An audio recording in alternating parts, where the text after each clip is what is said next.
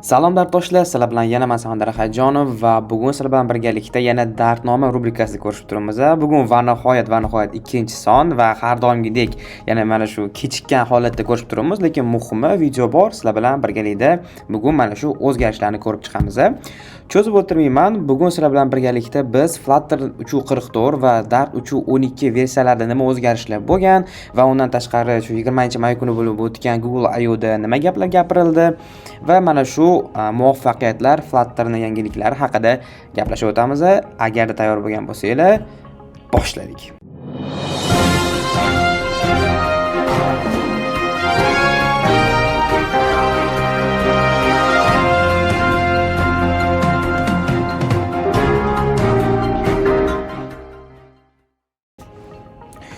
Xo'p, bugun yangiliklarimiz har doimgidek va har doimgidek hamma atrofda bo'layotgan hype'larga muvofiq ravishda Flutterda ham AI bilan bo'lgan loyihalar, AI bilan bo'lgan yangiliklar, nima desa bo'ladi, haftaligi, oyligi yoki yilligi desak bo'ladi. Bugun gaplashadigan mavzularimiz shu Dartnomani 2-soni va unda Flutter 3.44 va bir ozgina shu Dart 3.12 ga oid bo'lgan yangiliklar bo'ladi. Xo'p, eng birinchi navbatda o'tib o'tishimiz kerak bo'lgan narsa nima ekan? Menda hozir o'tib ketib qoldi. Flutter bizga o'zini Google I/O sida bo'lib o'tgan shu prezentatsiyasida bir ma'lumotni berib o'tdiki, Flutter hozirda dunyodagi eng mashhur ikkinchi SDK darajasiga chiqqan. Bunga asosiy sabab sifatida oxirgi o'tgan 1 yil ichida u o'zini shu foydalanuvchilar, ya'ni dasturchilarning soni shu 1,5 milliontaga yetgani haqida xabar berdi. Ya'ni biz dunyoda Darttoshlar 1,5 milliontaga chiqdik. Bemalol Darttosh respublikasini tashkil qilsak bo'ladi. Uncha-muncha respublikalardan aholimiz juda ham ko'p. Balki jahon chempionatiga chiqib qolarmiz futbol bo'yicha. Xo'p, xullas shunaqa ekan.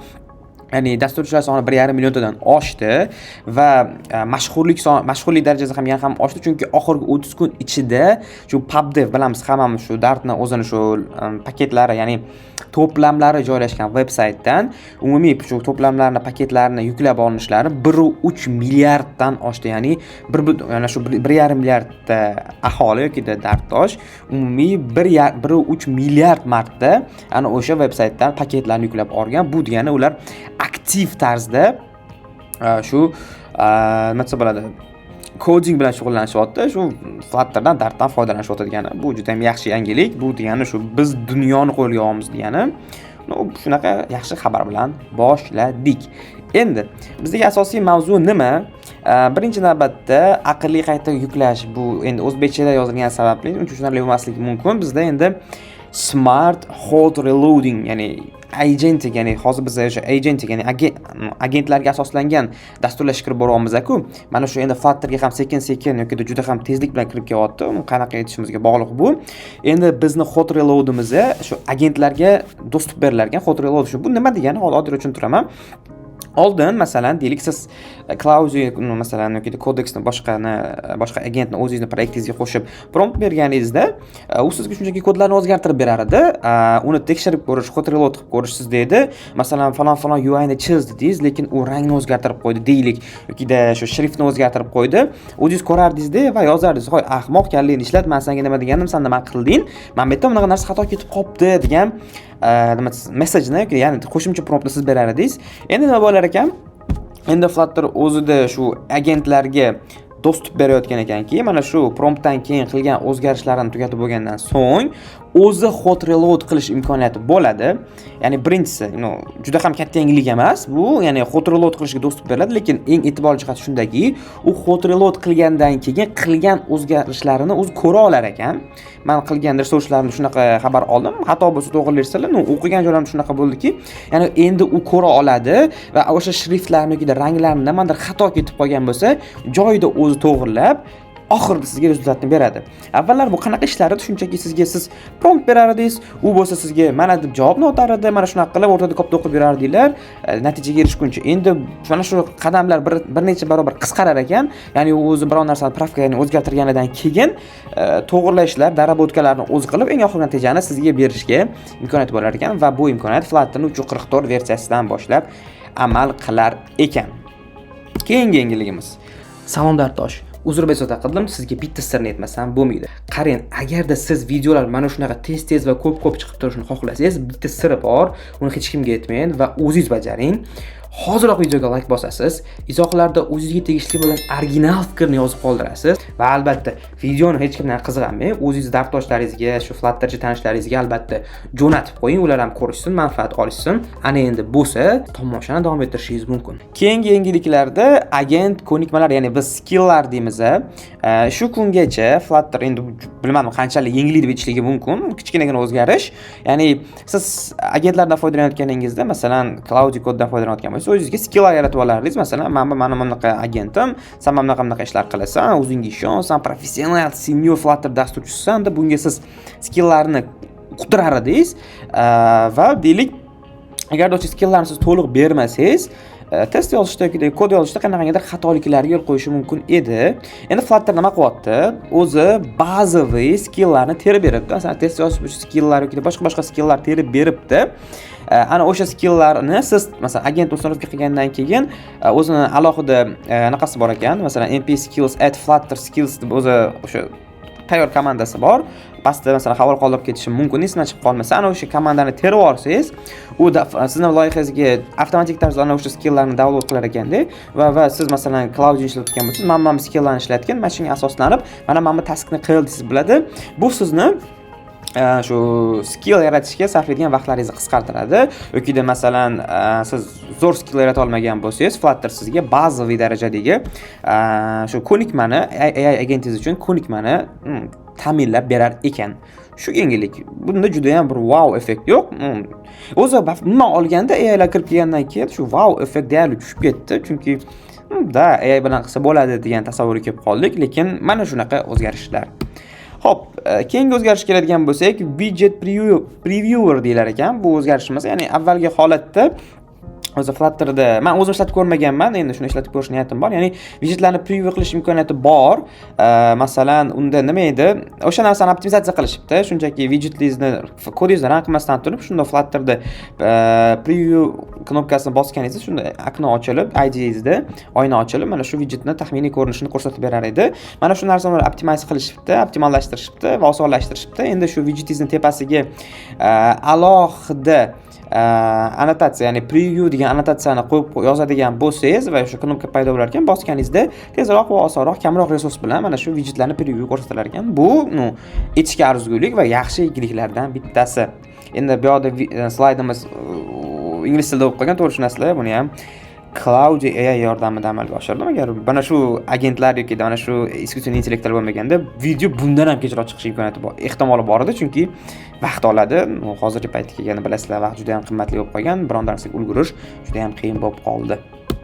Keyingi yangilik, macOS ga qanaqangidir masalan dastur yozadigan bo'lsangiz, Intellarga kelganda yoki shu macOS da ishlatish uchun Rosetta degan texnologiyani o'rnatishga to'g'ri kelgan ekan shu kungacha. Endi mana shu narsani o'rtadan olib tashlashibdi va Intellarni esa support qilishni to'xtatishni rejalashtirishayotgan ekan. Agar sizning yuzerlaringiz Apple'ni shu Intel chiplarida ishlayotgan bo'lsa, ularni o'zgartirishga tavsiya qilar ekansiz, lekin eng muhim qismi shu ekan. Shu Rosettani olib tashlashibdi, shusiz ham ishlar ekan emish.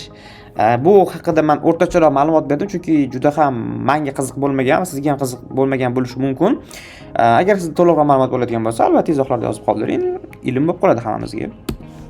Keyingi muhim ma'lumotlarimizdan biri Swift Package Manager. Esinglarda bo'lsa, men Dardnomani avvalgi sonida sizlarga Swift Package Manager haqida gapirib o'tgan edim va Flutter opsionalniy, ya'ni ixtiyoriy ravishda loyihalarni Swift Package Managerga o'tkazishni boshladi. Xohlaganlar o'zini shu loyihasini Swift PM deylik, Swift PM ga o'tkazishlari mumkin degan edi. Ana endi Flutter 3.44 dan boshlab Flutter Cocopods'ni to'liq chopib yuboribdi. Ya'ni bo'ldi, sen bizga boshqa kerak emassan deyapti. Va endi by default holatda Swift Package Managerdan foydalangan holatda mana shu Apple ga, ya'ni iOS ga aloqador bo'lgan paketlar mana shu paketlar boshqaruvchisi yordamida boshqarilar ekan. Cocopods Hire shu kungacha qilgan xizmatlaringizdan biz rozimiz. Yaxshi gaplarimizga rozi bo'lasan degan umidamiz. Albatta bu juda ham quvonarli xabar, chunki Cocopods bilan har doim doimiy, umrboqiy bizning muammolarimiz bo'lgan va nihoyat Swift Package Manager mana shu muammolardan bizni xalos etadi degan umiddamiz. Hop, keyingi yangilanishga keladigan bo'lsa, Impeller va Skia, ya'ni Bilsanglar xuddi shu SwiftPM ga o'xshagan, endi bu render engine'larida Flutter bosqichma-bosqich Business Kiadan voz kechishga olib kelayotgan edi.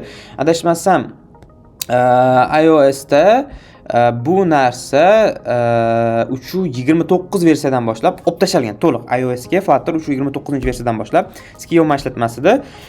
Endi 3.44 versiyadan boshlab mana shu render engine bizda Androidlardan olib tashalyapti. By default endi Impeller bizani shu Vulkan bo'ladi. Bu haqida ham men ikkita render engine'larning farqlarini bundan oldingi darsnoma sonida tushuntirib bergan edim. Agar chuqurroq o'rganmoqchi bo'lsangiz, albatta o'sha videoni ko'rishingiz mumkin. Albatta bu videodan keyin. Bu oxirgisi va'da beraman. Agarda sizning ilovangizni App Store va Play Marketga juda ham tez 3 ish kunida chiqarish kerak bo'ladigan bo'lsa, men sizlarga o'zimning servisim UMD Group servisini tavsiya qilaman. Ishonchli, tezkor va hamyonbop narxlarda sizlarga sifatli xizmat ko'rsatishadi. Esingizdan chiqmasin, eng tezkor va sifatlisi UMD Group. Xo'p, keyingi yangilanishimizga o'tadigan bo'lsak, bizga Gen UI, ya'ni Generative UI degan yangi texnologiyani bizga olib kelishyapti. Ya'ni wow deb olib berishibdi. Aslida shunchalikmi, yo'qmi? Men o'rganib ko'rdim. Okey, bu nima ekan? Bizda oldinda masalan Adaptive UI degan narsa, Adaptive emas, Dynamic UI degan narsa bor edi. Ya'ni backenddan kelayotgan responsga JSONga qarab biza UI ni terish imkoniyatimiz bor edi. Masalan, deylik bizda главный, ya'ni home stranitsamiz bor, asosiy sahifamiz. Uning ichida eng tepada masalan reklamalar, pastda konsertlar, pastda masalan ovqatlar degan UI chiqishi kerak. Backend bizga deylik reklamalarni birinchida chiqar yoki ikkinchida chiqar yoki ovqatlarni umuman ko'rsatmaydigan shu JSON ko'rinishda boshqaruvni berishi mumkin edi. Endi mana shuni AI bilan sal integratsiya qilishibdi. Deylik sizning ilovaningizda foydalanuvchi yozadi-da, hech qanaqa UI yo'q, tasavvur qilaylik. Shunda ilovani ochdi, chat ochildi, Claudio ochildi, deylik, Claudioga o'xshagan qanaqadir UI va foydalanuvchi yozdi, men masalan akamni hisobiga 100 ming so'm o'tkazmoqchiman degan yozsa, siz mana shu yozuvni masalan Gen UI orqali o'zingiz xohlagan sun'iy modelingizni jo'natib berasiz.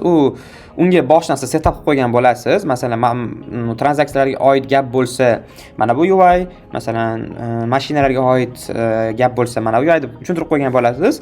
Endi mana shu foydalanuvchi o'zi xohlagan gapini yozadi. Akamga pul o'tkazmoqchiman desa, buni o'zi AI o'zi masalan искусственный интеллектingiz обработка qilib bizga JSONni qaytarib beradi. Biz belgilagan formatda masalan bunga tranzaksiyalar sahifasi kerak degan va uni masalan payloadida akasiga 50 ming so'm degan payload bilan kelsa, biz shunchaki avtomatik tarzda o'sha foydalanuvchiga kerakli bo'lgan shu tranzaksiya sahifasini ochib beramiz va unda akasini karta raqami to'ldirib qo'yilgan bo'ladi va 50 ming yozilgan bo'ladi. Shunchaki jo'natish tugmasini bosib yuborsa, mana shu ko'rinishda ishlaydigan imkoniyati bor ekan. Bu ancha osonlashtiradi, chunki agarda biz buni avvalgidek shu backend bilan qiladigan bo'lsak, backendda juda ham katta razrabotka ketardi. Endi AI siz buni qilish imkoniyati yo'q, chunki foydalanuvchi akamga pul o'tkazmoqchiman, akamni masalan pul bilan xursand qilmoqchiman gaplarini qaysidir bizga sun'iy intellekt tahlil qilib bermasa, uni biz o'zimiz detekt qilishimiz ancha qiyin. Mana shu narsa bo'lar ekan Generative UI orqali. Buni alohida masalan paketi bor. Mana shu paket orqali ishlatasiz. Xuddi shunaqa gaplar. Endi bu narsa performansga qanchalik ruxsat foyda beradi. Endi bunisi boshqa masala. Endi buni keyinchalik o'ylab ko'rish kerak va искусственный интеллект расходlari ham yo'da katta. Agar o'zingiz shu lokalniy bitta AI'ni, AI agentingizni yoki shu modelingizni train qildira olmagan bo'lsangiz. Shunaqa. Keyingi yangiligimiz Material Cupertino. Bu yangiligi haqida ham biz to'liq darsnomaning birinchi sonida gapirgan edik. Unda ham bizda Flutter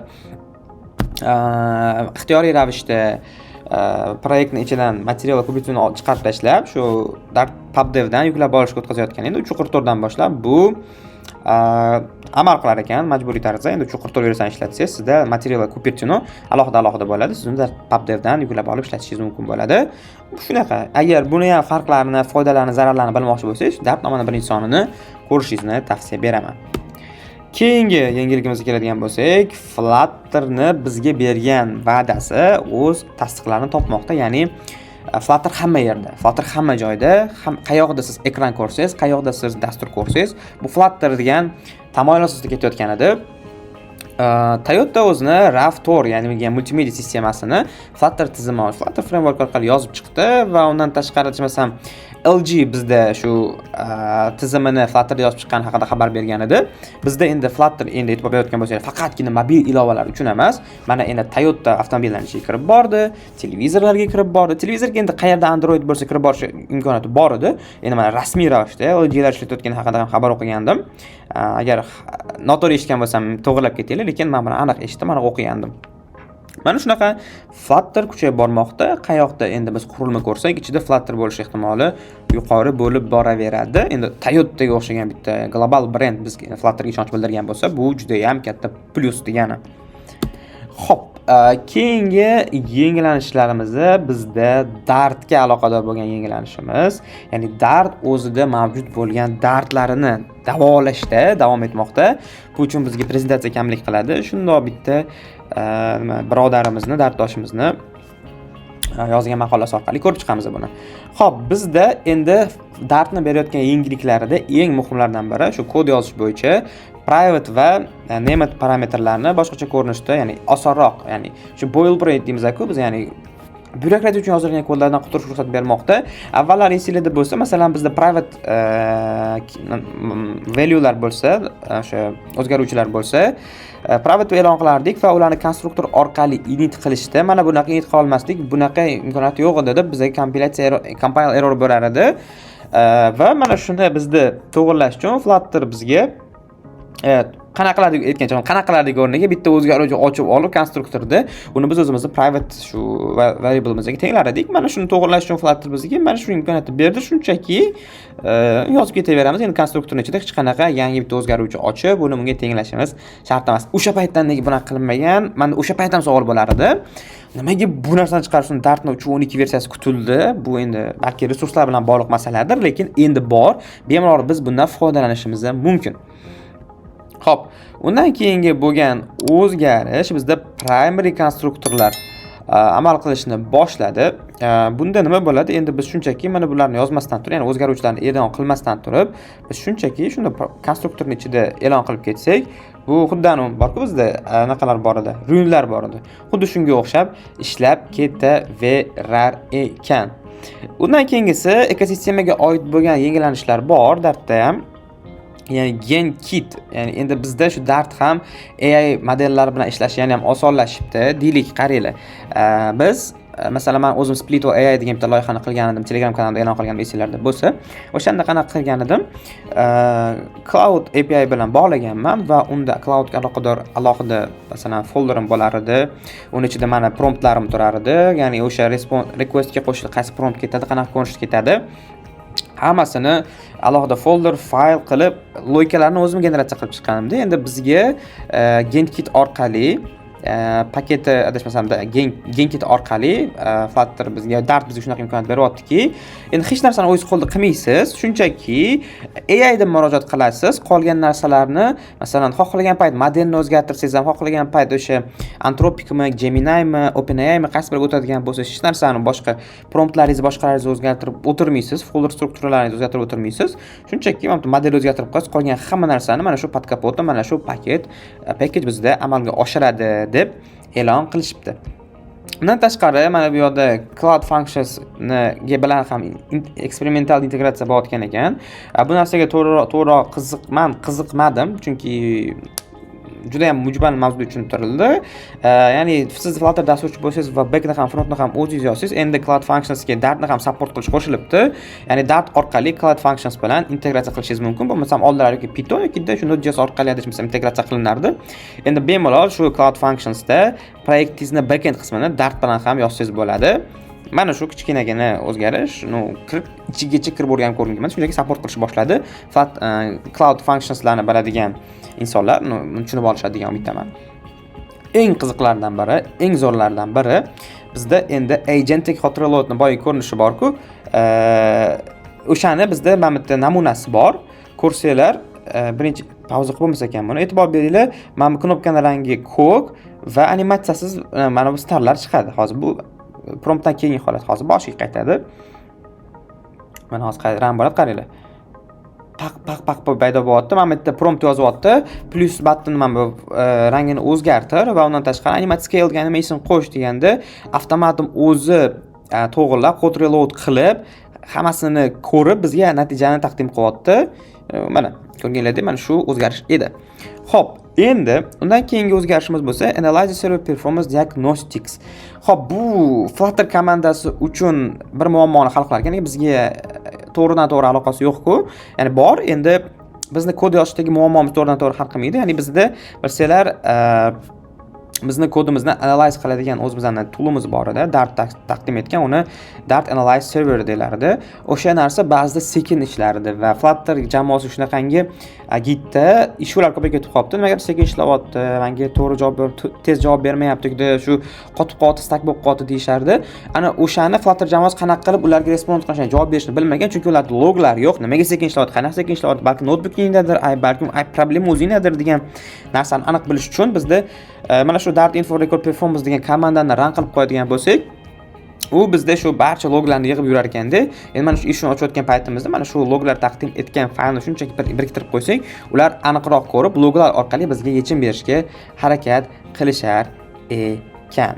Undan keyingisi Native Git LFS Support in Pub. Endi bu ham juda ham global yangilik emas, kichkinagina tuzatish. Ya'ni Git bizda qanaqa ishlaydi bilsanglar, ya'ni Gitda bizni kodlarimiz saqlanadi. Bu degani oddiy tushunadigan bo'lsak, oddiy cloud service, ya'ni unda bizni fayllarimiz saqlanadi. Oddiy masalan Google Photos'dan farqi, bunda bizni kodlarimiz saqlanadi, lekin qiladigan vazifasi absolyut bir xil.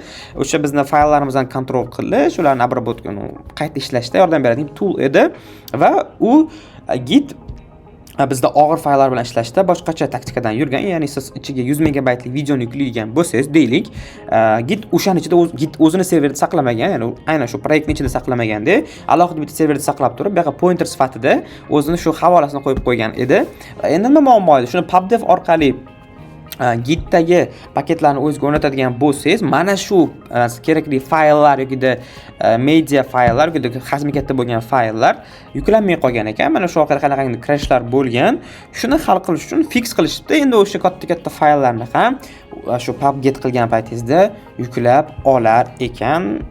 Shu bizdagi yangiliklar shu bilan tugadi. Dartdagi endi o'zimizni mana bu yerdagi prezentatsiyamizga qaytadigan bo'lsak, bu yerda ham xuddi shu narsalar edi. Va prezentatsiyamiz aynan shu joyda tugadi. Bugun sizlar bilan birga adashmasam 10 dan oshiq yangiliklarni ko'rib chiqdik. Shu joygacha ko'rgan bo'lsangiz, albatta videoga like bosib qo'ying. Kommentlarda albatta nimadir yozib qoldirish shart, chunki menga shu eng ko'proq motivatsiya beradi. Shu keyingi videoni chiqarishimga mana shu asosiy sabab bo'ladi. Undan tashqari, agarda loyihani so'm yoki valyuta bilan quvvatlamoqchi bo'lsangiz, ya'ni donat qilmoqchi bo'lsangiz, pastda havola bor, bemalol pul bilan podдержка, ya'ni qo'llab-quvvatlashingiz mumkin. Bu ham o'zigacha bir motivatsiya beradi. Xo'p, xudo xolisa sizlar bilan birgalikda bu rubrikada Dartni yoki Flutterni keyingi chiqadigan versiyasida ko'rishamiz. Sizlar bilan men har doimgidek Samandar Hajonov bo'ldim. Keyingi videolarda ko'rishguncha sog' bo'lasizlar, salomat bo'lasizlar. Xayr.